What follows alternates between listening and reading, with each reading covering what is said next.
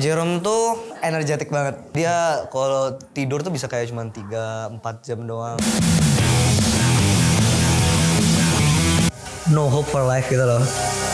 Karena dulu aku memiliki keputusan-keputusan buruk dan akhirnya berteman sama teman-teman yang salah lah istilahnya. Depresi, kayak bener-bener tadi depresi. Sempet pengen kayak loncat gitu loh, kayak bunuh diri.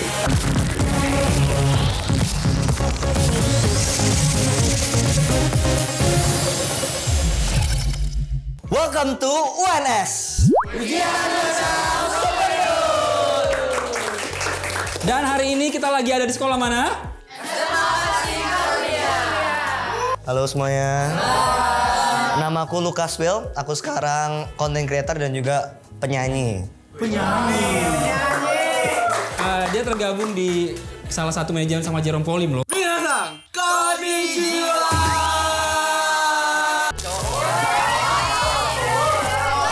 Pertanyaannya adalah dalam era teknologi yang semakin maju, AI telah mengubah banyak aspek kehidupan kita.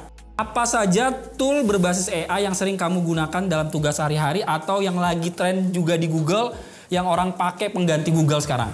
ChatGPT. Jawaban yang benar adalah ChatGPT, benar guys. Lanjut, Brother Lukas. Oke, ready ya? Salos, manusia terkuat di bumi, berani melakukan tantangan di depan pasukan pengaman presiden saat mengajak Presiden RI Pak Jokowi untuk mengabdikan momen selebrasi SI. Tapi tahukah kamu bahwa pemilik selebrasi SI adalah seorang anak yang dibesarkan dari lingkungan buruh? Rumahnya sendiri hanya rumah petak kecil biasa yang beratapkan seng. Terlahir dari keluarga tak berada, usia 11 tahun sudah menekuni karir di bidang sepak bola hingga menjadi pemain sepak bola yang bermain di klub MU, Real Madrid, dan Juventus. Siapakah dia? Siapa ya? Siapa ayo? Cristiano Ronaldo. Betul! Jason, pertanyaan buat kamu. Seorang YouTuber yang ikut Rewind Indonesia 2023. Baru-baru ini ada Indonesia Rewind 2023 yang viral kan? Nah, yang videonya berhasil trending nomor 1. Ia memulai menjadi YouTuber yang membagikan kehidupan pribadinya sebagai mahasiswa Indonesia di Jepang. Moto hidupnya yaitu hadapilah masa depan dengan penuh pengharapan. Dan faktanya, Lukas adalah salah satu teman baiknya juga dan tergabung dalam manajemen Mantap Corp ya. Nah, siapakah YouTuber ini yang dia juga sering membagikan konten Jepang-Jepangan ini? Nihongo Mantapo. Namanya? Ceompolin. Nih sekarang gue mau tanya sama Lukas kan. Lu kan awalnya adalah punya imajinasi pengen jadi timnya Jerome kan. Pengen ibaratnya pengen kenal Jerome. Habis itu lo jadi timnya. Jadi aku jadi asisten, jadi timnya sama Dari jadi asisten pribadinya Jerome dulu?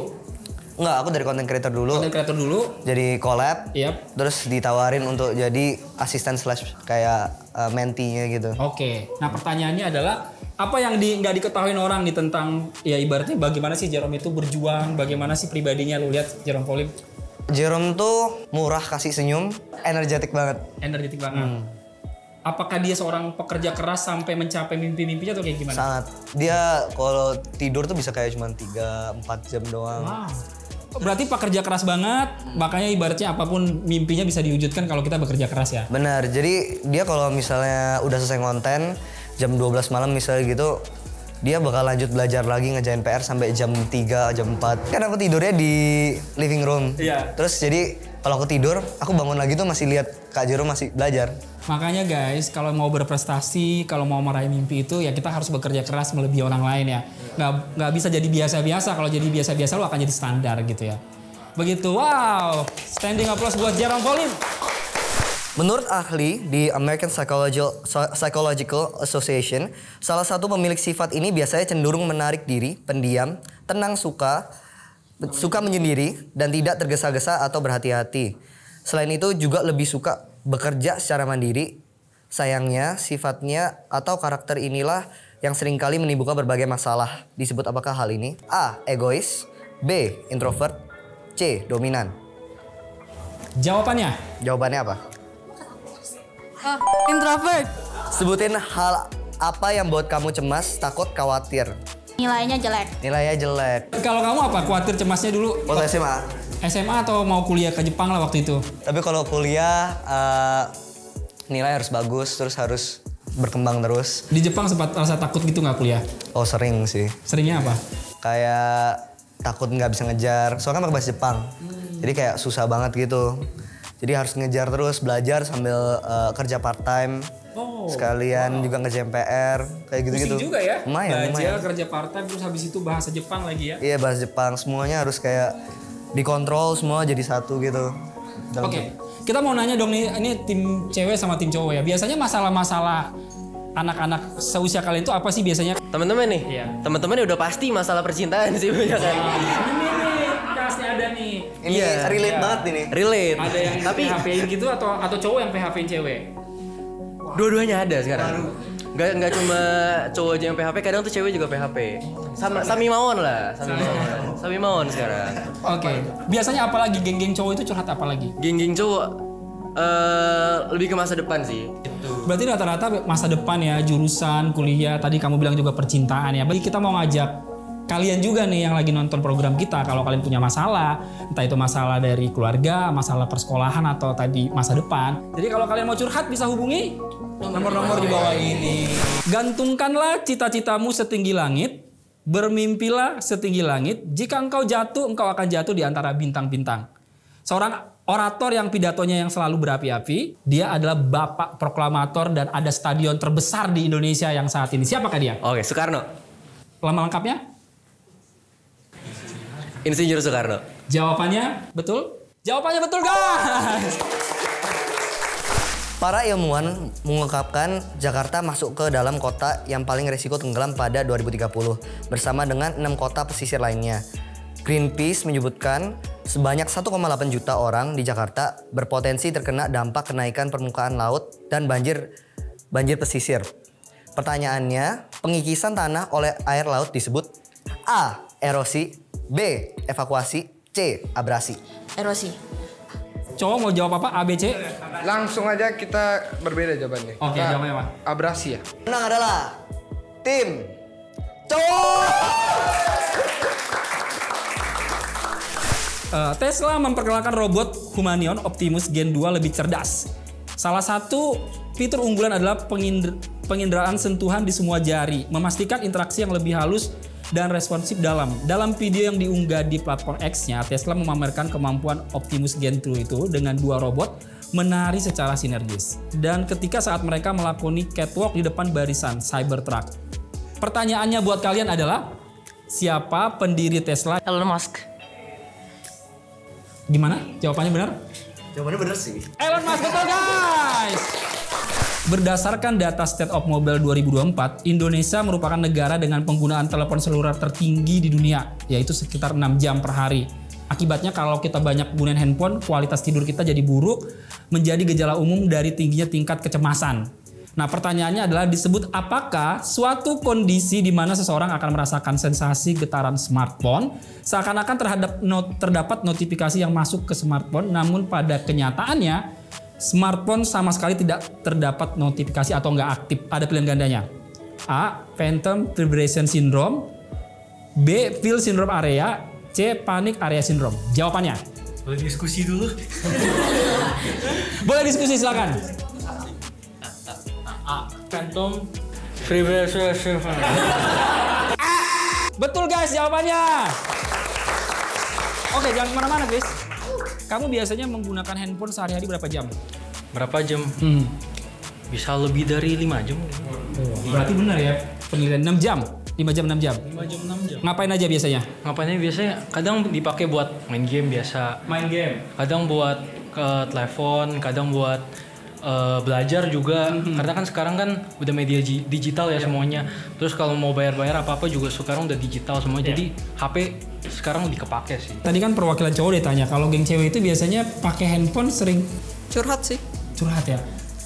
Wah, dicurhatinya biasanya lebih ke sekolahan, kekeluargaan, percintaan atau apa?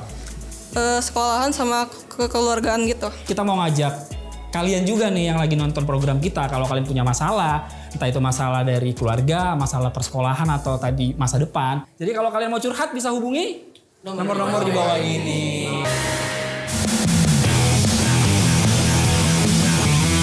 sekarang kita ngomongin pertemanan ya. Sebelum lu menemukan circle ibaratnya lingkungan yang baru kayak gitu, boleh cerita nggak pertemanan lu saat itu waktu kuliah gimana sih? Pas di Jepang ya. Kalau pas di Jepang sih ya ada happy-happy, ada sedih-sedihnya juga. Kalau misalnya waktu sedih-sedihnya tuh waktu masa-masa aku COVID, depresi. Apa yang membuat lu saat itu di COVID depresi? Aslinya aku orang yang cukup sabar. Aku soalnya suka pendem sendiri. Tapi waktu itu ada masa-masa COVID, terus kayak lockdown, nggak bisa ngikutin bahasa Jepang. Terus juga diputusin pacar. Terus ada lagi di pertemanan yang kurang healthy lah ya, toxic misalnya. Nah itu terkumpul, akhirnya aku jadi depresi, kayak bener-bener literally depresi. Sempet-sempetan kayak memang pengen kayak loncat gitu loh, kayak bunuh diri. Kenapa seorang Lukas saat itu berpikiran untuk kayak udahlah mengakhiri hidup? Capek, kayak semuanya harus dihandle sendiri, harus jadi orang dewasa. Jangan kalau misalnya ngomong ke orang tua juga nggak enak kan. Jadi kayak ya mau gimana lagi. Tapi kayak sempetan kayak wah nggak benar-benar nggak kuat deh, pengen loncat. Gue lagi memahami gini kan, di era sekarang ini juga kan kita banyak mendengar anak-anak kampus ya. Kampus kan kalau nggak salah kemarin kita dengar hampir 2023 tuh berita-beritanya tentang mahasiswi bunuh diri. Menurut lo secara pribadi kan, karena kan lo juga kan di Jepang berjuang sendiri kan. Lo saat itu juga coba segalanya sendiri gitu. Apa sih yang membuat orang kayak berpikiran seperti itu menurut lo? Biasanya nggak ada outsource buat kayak dikeluarin. Kayak benar-benar semuanya harus diurus sendiri. Ya? Kayak menurutku aku nggak mau ngerepotin orang, aku juga nggak mau nggak mau ngebebani orang dengan bebanku yang aku hadapin sekarang. Jadi kayak ya alangkah baiknya ya udah selesain aja gitu. Pemikirannya kayak gitu. Capeknya tuh karena apa sih biasanya? Dari mental ke fisik, dari fisik ke ya udah semuanya kayak bener-bener kayak nggak bisa di-explain sih. Kayak bener-bener semuanya lemas, terus kayak no hope for life gitu loh. Kayak gitu sempet. Justru karena campuran dari semuanya. Karena waktu itu kalau misalnya anggapannya waktu itu punya pacar, tuh aku masih bisa cerita sama dia ya. Kita masih ada tempat untuk bercurhat. Iya. Tapi sekarang nggak punya tempat bercurhat juga. Terus aku juga nggak mau bebanin orang tua aku. Takutnya disuruh pulang aja. Pertemanan nggak akan membantu lo kayak ibaratnya lo nggak bisa cerita sama teman-teman sekitar lo saat itu. Karena dulu aku memiliki keputusan-keputusan buruk dan akhirnya berteman sama teman-teman yang salah lah istilahnya. Akhirnya aku nggak berani buat ngomong sama mereka. Soalnya ya yang ada malah kayak nggak disupport aja, kayak ya udah mereka shallow lah istilahnya pemikirannya bentuk tidak sehatnya dalam sebuah pertemanan menurut lu apa sih, kayak gimana? Kayak bullying, terus kayak senioritas. Ada kata-kata yang sering menjatuhkan lah intinya. Iya, kata-kata merendahkan kita ya. Terus kayak memiliki kesenioritasan gitu. Itu kayak juga mau ngatur juga ya. Ngatur-ngatur gitu. Itu udah toksik banget sih. Intimidasi juga kayak gitu-gitu juga. Jadi akhirnya ya nggak berani juga buat cerita-cerita ke mereka juga. Takut lah misalnya. Dan saat itu juga mungkin lo tinggal sendiri atau ada teman sahabat? Aku tinggal sama kakak kelasku. Tapi kakak kelasku pulang ke Indonesia. Jadi aku benar-benar sendiri. Bayangin, jadi kayak aku di tempat besar tapi tinggal sendiri gitu. Ya stres sih. Kayak sempet nangis-nangis, kayak nangis sendiri tapi di kamar mandi kayak gitu-gitu. Kamu bisa gila lah kalau misalnya di satu kotak terus-terusan gitu. Menurut lo secara pribadi apa yang membuat lo batal untuk melakukan itu? Hal-hal negatif itu? Waktu itu ada satu orang yang kayak baru kenal kayak beberapa kali. Sempat kenal di Indonesia juga. Tiba-tiba kontak aku. Kayak ayo kamu nginep rumahku. Ya udah aku nginep rumahmu ya. Nginep rumahnya dia. Terus kita kayak banyak cerita-cerita akhirnya. Dia kayak gak tahu kenapa bisa diceritain gitu. Mungkin karena dia masih stranger ya. Jadi kayak oh yaudah I have nothing to lose juga. Nggak, yaudah aku cerita aja semua. Terus dia ngomong, ya sejujurnya kamu nih jadi toksik juga. Kamu nih menjadi orang yang sangat negatif dan juga memang dilihat sama orang-orang kurang baik. Sama seperti kayak temanmu itu. Terus kayak oh yaudah ajarin aku untuk berubah. Aku ngomong gitu. Dia ngomong nggak bisa. Ini harus kamu sendiri yang cari. Nggak bisa aku yang bantu. Akhirnya aku jadi berteman sama temanku itu. Dan aku dituntun ke jalan yang benar, terus kayak disupport, diajak ke gereja lagi. Kayak masih COVID tuh ternyata masih bisa ke gereja. Aku baru tahu ada online terus bisa offline tuh, langsung diajak ke gereja offline bareng-bareng. Terus kayak bener-bener kayak diajarin jadi orang lebih benar ya. Terus setelah itu aku pindah bareng sama mereka. Terus kayak ya udah jadi lebih tenang hidupku. Berarti orang tersebut juga nggak tahu saat itu lo sempat berpikiran mengakhiri hidup itu nggak ya? Nggak pernah ngomong. Tapi lebih ke lu. Dia kayak merasa aja kayak ini mungkin panggilan dari Tuhan ya. Tapi dia merasa kalau misalnya aku tuh orangnya stres. Aku orangnya bener-bener lagi down-downnya di situ. Ya seperti tadi yang lo ceritakan bahwa dia nelpon, dia ngubungin, dia ngajak lo kan, berarti kan sebenarnya ketika kita lagi sendiri, ketika kita mungkin ngerasa punya beban berat gitu kan, lagi stres, lagi depresi gitu kan, sebenarnya kita butuh satu orang yang cukup, hai yuk main ke rumah gue, itu sebenarnya buat kita malah lebih itu ya. Lega banget. Setelah itu kita jadi lebih dekat. Mereka tuh banyak banget nge-support aku kayak content creating, olahraga gitu-gitu. Aku diajarin bahasa Jepang sama dia juga. Kayak aku nggak ngerti apa diajarin. Terus kayak dikenalin ke teman-teman baru yang lebih baik. Terus kayak disupport juga buat konten gitu-gitu. Tapi akhirnya apa yang merubah lo secara pribadi ya untuk lo nggak berpikiran-pikiran seperti itu kan? Karena ya dengan banyaknya masalah kita pendam sendiri, nggak kita ceritain kan, itu juga akhirnya kepala kita kan diintimidasi kan. Nah apa yang membuat lo secara pribadi bisa keluar dari hal-hal negatif kayak gitu bro? Pertama kan negative thinkingnya udah hilang, soalnya udah dikasih reassurance sama teman dan juga udah outputnya udah keluar lah. Terus akhirnya jadi self reflect, kayak apa sih, kan udah dikasih tahu nih hint-hintnya, ya apa sih yang aku kurang. Ayo cobalah kita coba self reflect, aku ngapain aja dan aku pernah ngelakuin hal apa aja, apa yang salah apa yang benar kayak gitu, dan kita ubah yang salah ini, kita bisa benerin. Kayak itu jadi kayak mikir-mikir sendiri lagi, soalnya aku orangnya nggak suka nanya for help kan. Dan aku waktu nanya help ke teman-temanku, mereka bilang ini kamu sendiri yang ngejalanin, yang harus cari solusinya. Akhirnya solusinya lu secara pribadi? Solusi secara pribadi kayak nemu-nemu sendiri akhirnya pelan-pelan. Oke, berarti lu memutuskan untuk out dari kosan, dari apartemen lama, pindah ke apartemen baru, hangout sama mereka sambil cari-cari kayak ya minus-minusku apa di sana. Ya, berarti intinya ketika kita punya lingkungan yang toksik atau nggak sehat, yang mungkin mengganggu mental kita, lingkungan kita atau situasi pikiran kita, caranya adalah kalau udah tahu toxic, it's time to leave. Ya, it's time to leave. Jangan bertahan di sana kan. Yang ada nanti lo akan kena intimidasi terus kan. Bener. Kan ada kata-katanya yang katanya apa? 5 pertemananmu tuh menunjukkan dirimu sendiri. Jadi kayak 5 teman dekatmu. Misal kalau mereka 5-5-nya pintar, kamu bakal jadi pintar. Soalnya kamu rajin, kamu ikut belajar. Kalau 5 teman-temanmu suka clubbing, ya kamu jadi suka clubbing. 5 teman-temanmu toksik, ya kamu jadi toksik juga. Kalau lu mau berteman sama seorang konten kreator, lu akan jadi konten kreator. Kalau lu berteman dengan seorang penyanyi, influence penyanyi akan ada dalam lu kan. Tapi kalau lu berkenalan dengan orang yang suka clubbing, yang suka drugs, ya lu ya gitu-gitu secara nggak langsung akan ikut menjadi orang-orang kayak gitu kan. Makanya gue sepakat dengan apa yang Bible tulis kan. Pergaulan yang buruk merusak kebiasaan yang baik. Dia bilang gitu kan. Ketika kita, ya maksudnya ini tanpa mendiskreditkan hal-hal yang bad ya. Kita juga kan dari orang-orang yang mungkin Tuhan bawa, apa ya, menurut gue setiap kita tuh orang-orang yang berdosa, buruk, tapi mengalami proses untuk jadi lebih baik ya. Kan kita juga bilang kita gak sempurna kan. Kita pasti ada kekurangan kan. Tapi ketika ibaratnya firman Tuhan tadi bilang, ketika lo bergaul sama hal-hal yang baik, kebiasaan-kebiasaan yang baik juga datang ke lo kan. Nah, secara pribadi kayak gitu gak? Apakah teman-teman di lingkungan lo yang baik itu membawa lo ke mimpi-mimpi lo gak? Iya, soalnya in a way mereka sportif dari awal. Jadi aku jadi kayak, dulu kan aku pengen buat content creating, tapi kayak selalu dikira kayak alay gitu loh. Oke. Teman-teman yang dulu selalu bilang udah lo ngapain bikin konten alay gitu ya. Iya, kayak kontennya alay banget sih kayak gitu. Jadi kayak nggak berani gitu. Tapi setelah aku konten-konten sama teman-teman baruku, mereka kayak support gitu, kayak anything that I do, kayak nggak harus kayak konten yang harus dibuat-buat, kayak ngevideoin temen terus aku upload, tuh mereka kayak support banget, iya upload aja, and from there muncullah bibit-bibitku kayak keluarin ide banyak-banyak buat bikin konten banyak.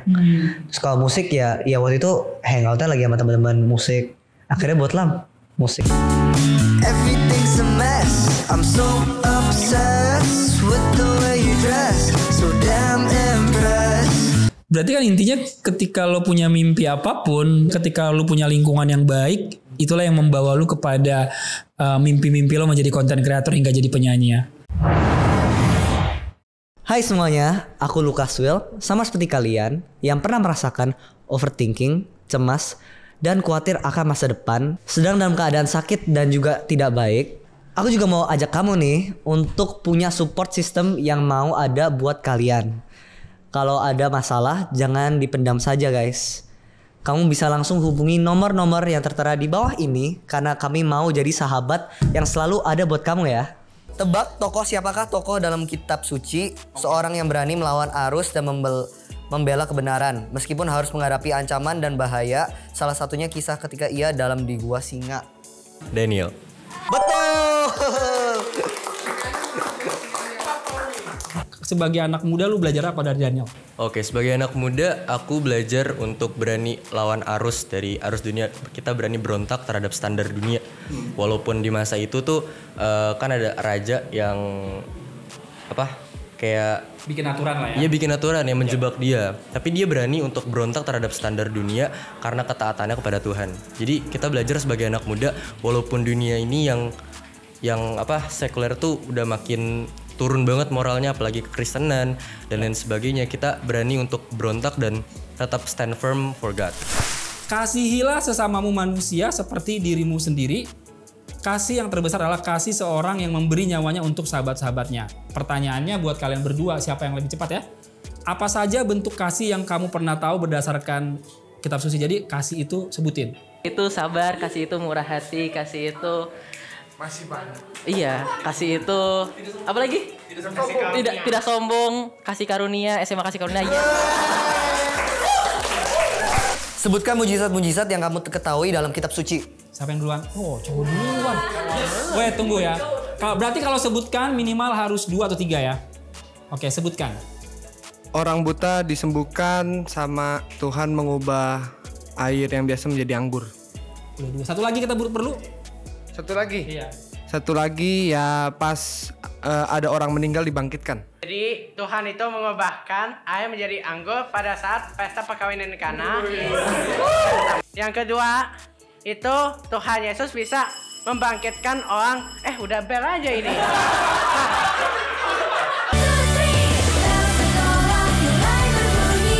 Yang kedua, Tuhan Yesus ini membangkitkan anak yang sudah mati namanya Lazarus. Yang ketiga nih, Tuhan Yesus bisa berjalan di atas air. Kuatkan dan teguhkanlah ... sebab engkaulah yang akan memimpin bangsa ini memiliki negeri yang kujanjikan dengan bersumpah kepada nenek moyang mereka untuk diberikan kepada mereka. Hatimu.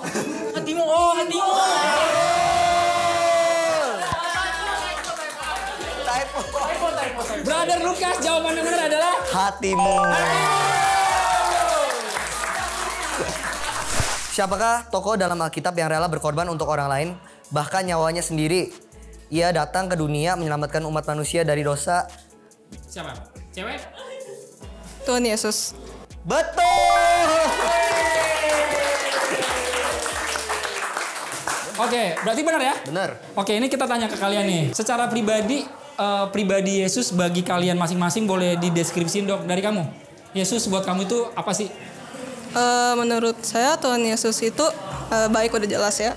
Terus kayak adil gitu. Buat aku Yesus itu kayak pribadi yang baik hati, suci, terus mengasihi kita manusia. Itu harapan kalau misalnya lagi ada masalah bisa cerita sama Tuhan gitu. Yesus buat hidup aku tuh He's my God, He's my Father, and He's my best friends tuh. Di saat and He's my Savior. Di saat aku lagi down dia ada, di saat aku lagi senang dia juga ada. Di saat gak ada orang yang ngeliat aku, cuma dia yang ngeliat aku, dan dia ngangkat aku dari setiap dosa dan kesalahanku gitu. Mantap ya. Menurut gue sendiri kenapa gue bisa percaya banget sama Tuhan. Pertama, sebenarnya itu menurut gue ketika gue meminta sesuatu, Tuhan tuh bener-bener memberikan kepada kita. Menurut aku Tuhan segalanya sih. Segalanya. Iya. Nah secara pribadi, bagi lo secara pribadi Yesus itu apa sih? Yesus itu sama sih kayak all rounder, kayak jack of all trades yang bisa jadi pengasih, bisa jadi orang yang membantu kita, bisa jadi pengingat kita juga. Jadi waktu aku depresi pun dia mengingati aku, dia membantu aku. Kayak di saat yang aku kayak merasakan itu butuh, ternyata Tuhan mengingatkan aku bahwa itu nggak butuh dan dia mengasihi aku secukupnya. Dan I'm grateful for that sih. Brother, bacain skornya. Tim cewek versus tim cowok hasilnya. Oke. Tim cewek sama tim cowok. Tim cowok poinnya 70. Tim cewek poinnya 70. Artinya ujian nasional Super Youth hari ini seri ya. Berarti nggak ada satupun yang menghukum ya. Berarti mungkin skornya seri gara-gara kalian tadi pelajaran agamanya bagus-bagus semua ya. Iya kan, jago semua ya. Secara pribadi ya. Ini karena seri ada part 2 kan? Oh gini, ada ide kita part 2-nya kita battle antar sekolah nanti ya. Yo. Ya bener nggak? Jadi biar seru kita battle antar sekolah. Jadi persiapkan diri kalian ya. Coba kasih kata-kata penutup buat anak-anak muda biar mereka tuh semangat. Semangat guys, Tuhan itu adalah segalanya. Buat teman-teman yang ada di luar sana, selalu ingat kalau Tuhan Yesus itu selalu ada buat kita. Jangan lupa juga Tuhan sudah menyediakan teman-teman semua manusia yang ada di sini udah buat jadi pendamping kita. Jadi jangan merasa sendirian. Betul banget. Jadi ini sebelum kita tutup ya, jangan merasa sendiri karena program ini khusus buat kalian. Kalau kalian punya masalah tentang keluarga, tentang pertemanan, atau tentang masa depan, khawatir, atau apapun daripada kalian pendam sendiri, mending kalian hubungi nomor-nomor di bawah ini. Karena akan ada tim Super Youth yang 24 jam per hari atau satu dalam 24 jam yang siap jadi sahabat kalian. Jadi sekali lagi kita mengingatkan kalian gak sendiri, ada kita dari program Super Youth yang mau dengerin kalian. Langsung aja curhat di nomor-nomor di bawah ini. Yang ketinggalan di episode ini, jangan lupa nonton di YouTube superyouth.id. Yes, bener banget ya. Dan jangan lupa juga di subscribe. Subscribe juga jangan lupa ya. Oke, sekali lagi kita mau mengucapkan terima kasih buat sekolah kalian.